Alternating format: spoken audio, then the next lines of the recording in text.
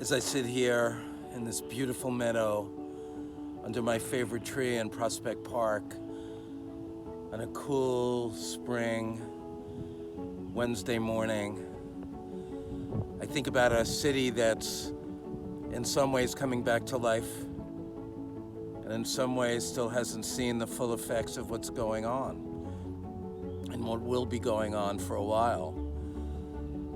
I had someone from Los Angeles who used to live in New York tell me last week on a comment in a Facebook message that I was wrong to think about things that were going to be happening, that I was cynical, that New York's not going to come back. And I found it wild that someone who doesn't live here anymore, who has no idea what life is like here anymore on a day-to-day basis, could think that it's all going to come back.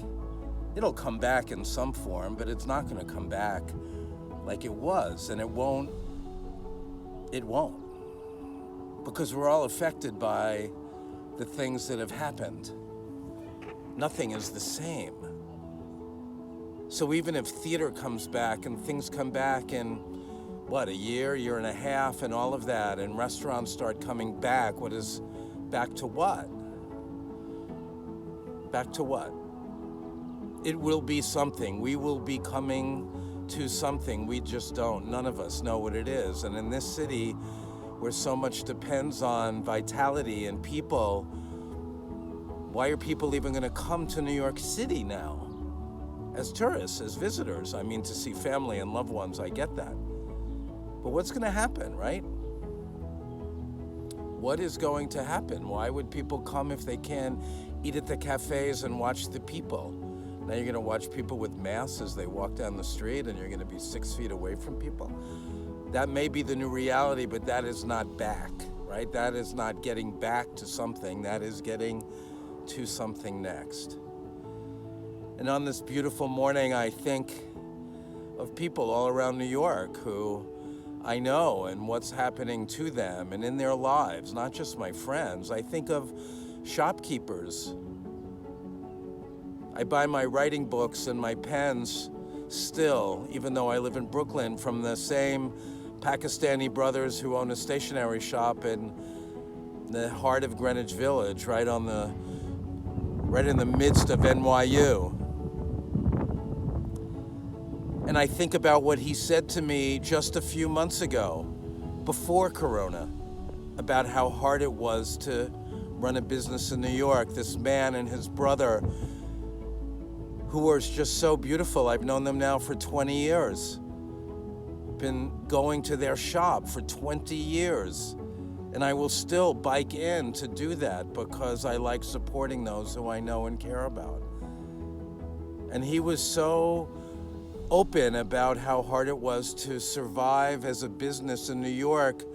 This man who 2 years before told me that he was proud to have a store at the center of the universe because New York was the center of America, which was the center of the world. And now I worry about him and how he's going to make it when he could hardly make it before. Listen to his words now.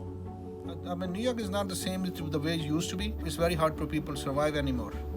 And especially the retail business is dying. The stores are closing down every day because the rents are way too high. It's hard to run a business. And people buy everything online. God bless Amazon.